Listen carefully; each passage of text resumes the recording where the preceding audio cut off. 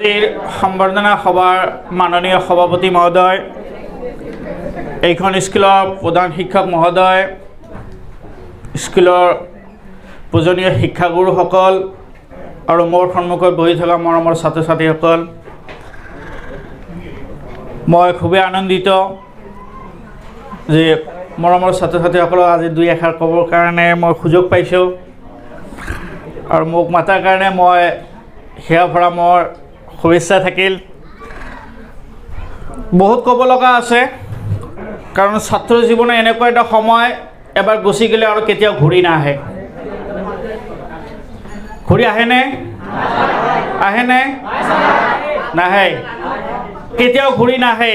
এইটো এনেকুৱা এটা সময় যি সময়ত বহুত কিবা কিবি কৰিব পৰা যায়, যাতে সুদূৰ ভৱিষ্যতত যাতে ভৱিষ্যত উজ্জ্বল হয়।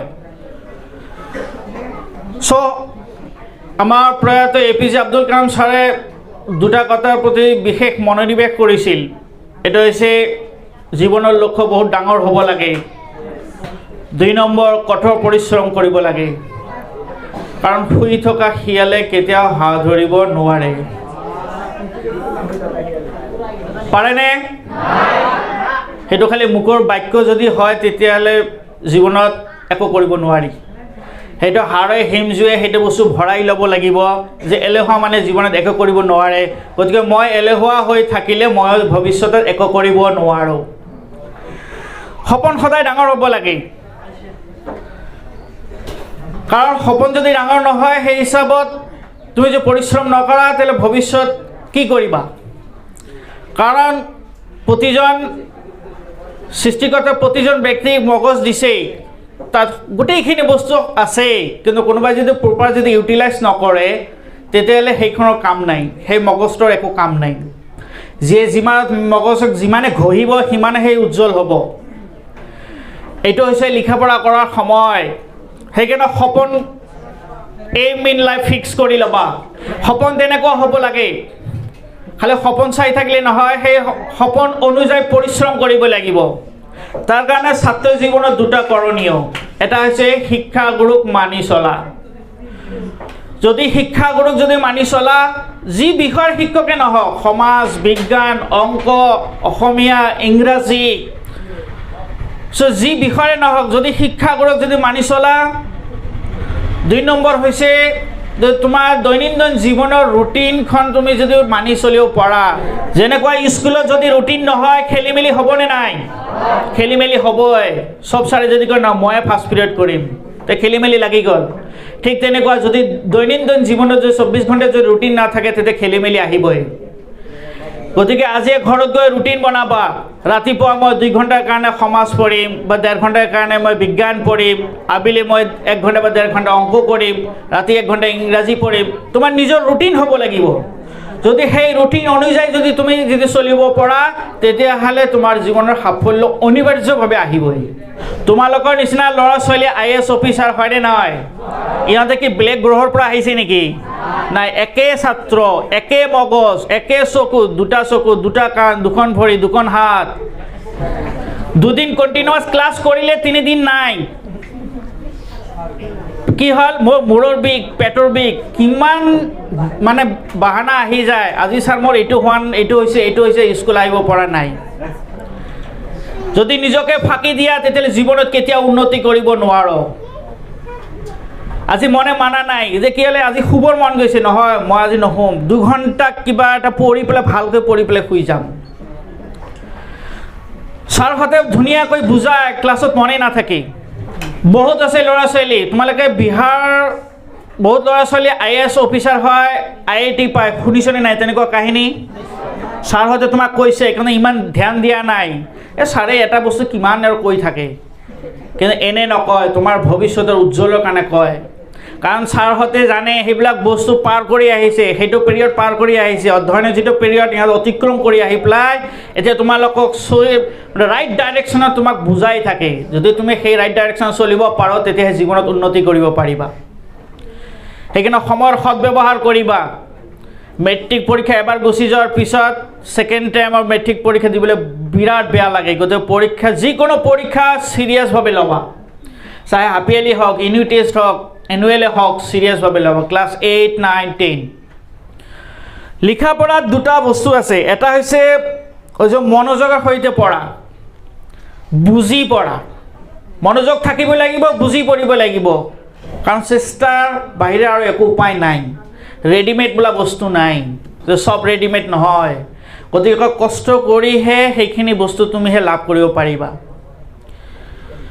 গতিকে ছাত্ৰ জীৱনত বহুত কৰণীয় সেই কৰণীয়বিলাক কৰিবা যদি কৰা তেতিয়াহ'লে ভৱিষ্যত উজ্জ্বল ছাৰ বাইদেউহঁতে সদায় কষ্ট কৰি থাকে ছাৰহঁতে ঘৰত ষ্টাডি কৰি আহি তোমালোকক বুজাই দিয়ে ভালকৈ মনোযোগেৰে বস্তুখিনি ল'বা কাৰণ ছাৰ বাইদেউহঁতে এটা কেণ্ডেল সদৃশ তাৰ তোমাক পোহৰ দি আছে তুমি সেই পোহৰত যদি তুমি কিবা কৰিব যদি নোৱাৰা পিছত বহুত আফচোচ হৈ যাব আমি দেখিছোঁ বহুত ল'ৰা ছোৱালী আমাৰ লগৰে দেউতাকৰ বিলাক আছে গোটেই ইমান পঢ়ি আৰু কি হ'ব কোনোমতে পাছ কৰিলে তাৰ পিছত মাথাই কাম নকৰে কিছুমান ল'ৰা ছোৱালী IIT পঢ়িব যায় দিল্লীত কোচিং লয় ইহঁতে এটা ৰুমতে 4জন 5জন কৰি থাকে ইহঁতে ভগাই লয় এটা কোঠালি 4টা চক থাকেনে নাই থাকে 4টা চকত 4জন মাজত এজন 5জন ভগাই লয় ই আজি কেমিষ্ট্ৰি ই আজি মেথ ই আজি ফিজিক্স পঢ়িব চেপ্টাৰ ভাগ কৰা থাকে এজনে পঢ়িলে 3 দিন 4 দিন এটা চেপ্টাৰ ভালকৈ পঢ়িলে পঢ়াৰ পিছত বাকি কেইটা বুজাই দিব লাগিব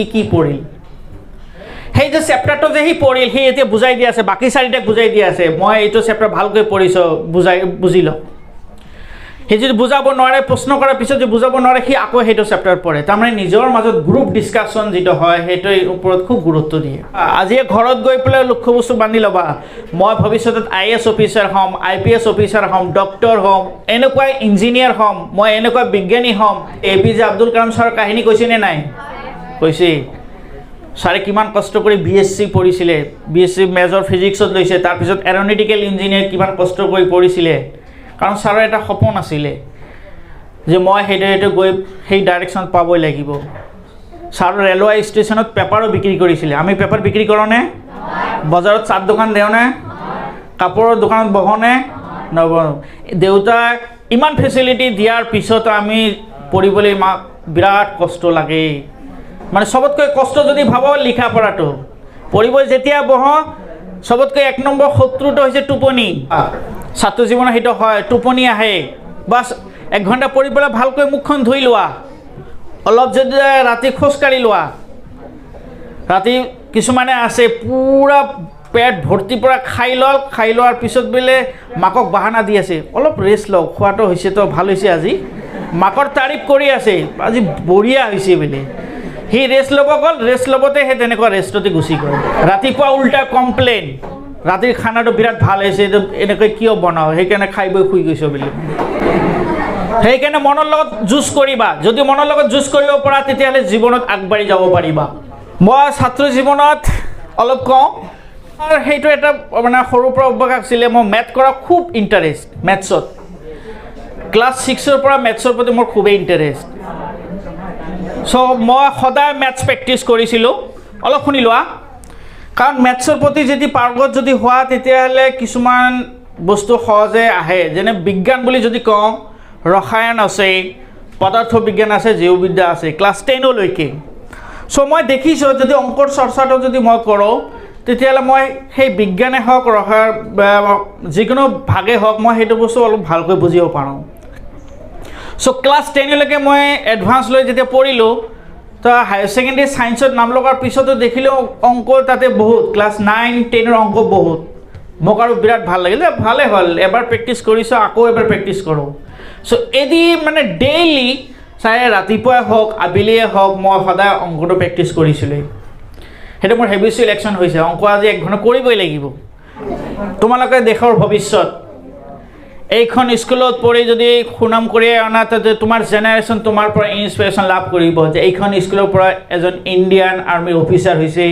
ইণ্ডিয়ান এয়াৰ ফ'ৰ্চৰ এজন অফিচাৰ হৈছে বা ইণ্ডিয়ান নেভিৰ অফিচাৰ হৈছে ডাঙৰ ডাঙৰ ডক্টৰ হৈছে ডাঙৰ ডাঙৰ ইঞ্জিনিয়াৰ হৈছে বা কোনোবাই বিদেশত গৈ ডক্টৰেট ডিগ্ৰী লাভ কৰি আছে এইখন স্কুলৰ পৰা চ' মই সেইটো দোৱা থাকিল যে এইখন স্কুলৰ পৰা অদূৰ ভৱিষ্যতে গম পাওঁ যে অমুক স্কুলৰ পৰা এজন ল'ৰাই কি অক্সফৰ্ডত পঢ়িছে হাৰ্ভাৰ্ডত পঢ়িছে মই ডিগ্ৰী BN কলেজৰ পৰা 2006 পাছ কৰাৰ পিছত কটন কলেজৰ পৰা মই MSc কৰোঁ চ' BSc পঢ়ি থাকোঁতে তাতে এজন ডাঙৰ বিজ্ঞানীয়ে আছিলে, হয়তো ছাৰহঁতে জানে, জামান ছাৰ বুলি। চ' ডক্টৰ আবু ইউছুফ মহম্মদ খাইৰুজ্জামান ছাৰ।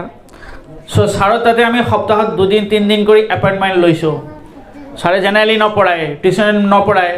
তো ছাৰক কৈছোঁ, ছাৰ টিউশ্যন নহয়, আমি শিকিবৰ ইচ্ছুক, কাৰণ জানো ছাৰৰ ভাণ্ডাৰ হয়, জ্ঞানৰ ভাণ্ডাৰ ফিজিক্সৰ। চ' ছাৰে ক'লে ঠিক আছে, মই জাষ্ট ৰিটায়াৰমেণ্ট হৈছোঁ, চ' গুৱাহাটী যোৱাৰ আগত সময় আছে, কিন্তু পঢ়ি লোৱা। তো আমি ঘৰলৈ গৈছিলোঁ। তো ছাৰে ইমান ধুনীয়াকৈ পঢ়াইছে, মই ছাৰৰ সেই টিচিংটো চাই পেলাই মই নিজকে মটিভেট কৰিলোঁ যে কি হয় হওক, দেখা যাব, কিন্তু ফিজিক্স হ'লে পঢ়িম, কাৰণ ছাৰে ইমান ধুনীয়াকৈ বুজাইছে, এবাৰ বুজালে হৈ গ'ল আৰু ছেকেণ্ড টাইম নালাগে আৰু। সেইটো এটা ছাৰৰ আৰ্ট আছিলে, মানে ছাৰৰ ইমান অগাধ নলেজ যে সেই ছাত্ৰ ছাত্ৰীক কেনেকৈ বুজাই দিবলৈ ছাৰে সেইটো জানেই, আৰু আমি এবাৰতে বুজি পাওঁ। চ' 3 বছৰ ছাৰৰ তাতে পঢ়াৰ পিছত ফিজিক্স কি বস্তু অলপ অলপ শিকিলোঁ। তাৰপিছত এতিয়া মাষ্টাৰ ডিগ্ৰী পঢ়িব লাগে। চ' তাতে এতিয়া আহি গ'ল মাষ্টাৰ ডিগ্ৰী পঢ়িব লাগে, কেনেকৈ পঢ়ো, কি সমাচাৰ।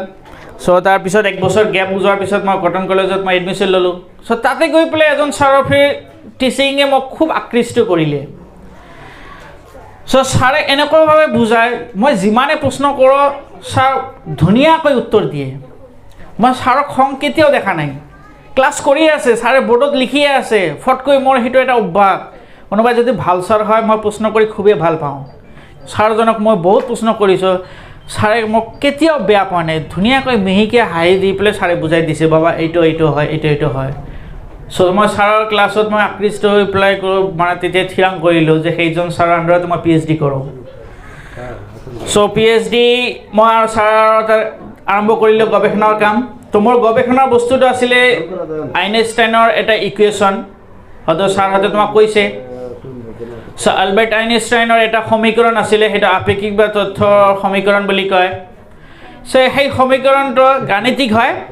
চ' সেই সমীকৰণটোৰ সমাধান আমি চেষ্টা কৰিছিলোঁ, ছাৰৰ মোক হিণ্টছ দিছিলে। চ' ছাৰে কৰিছে, কৰি পেলাই আমি কিছুমান প্ৰপাৰ্টিজ চাব লাগে, সেই প্ৰপাৰ্টিজবিলাক দেখাইছোঁ যে এইবিলাক অলপ নতুন হয়। চ' সেই সমাধানবিলাক কৰি পেলাই প্ৰায় 5-5.5 বছৰমান পিছত মই PhD ডিগ্ৰী লাভ কৰোঁ। তো যাত্ৰাটো ইমান সহজ নাছিলে, কাৰণ গাণিতিক সমস্যা হয়। মই গাণিতিক সমস্যা সেইবিলাক প্ৰেক্টিছ কৰোঁতে কিমান দিস্তা বহি গৈছে মই নিজেই নাজানো। ইমান বহীত মই প্ৰেক্টিছ কৰিছিলোঁ, ছল্ভ কৰিছোঁ, দিস্তাৰ ওপৰত দিস্তা গৈছে, কোনো হিচাপে নাই। তাৰপিছত PhD লাভ কৰাৰ পিছত মই নিজকে মটিভেট কৰিলোঁ। ছাৰে ক'লে যে তুমি নিজৰ গৱেষণাখিনি নিজে চেষ্টা কৰাচোন, পাৰা নে নাই।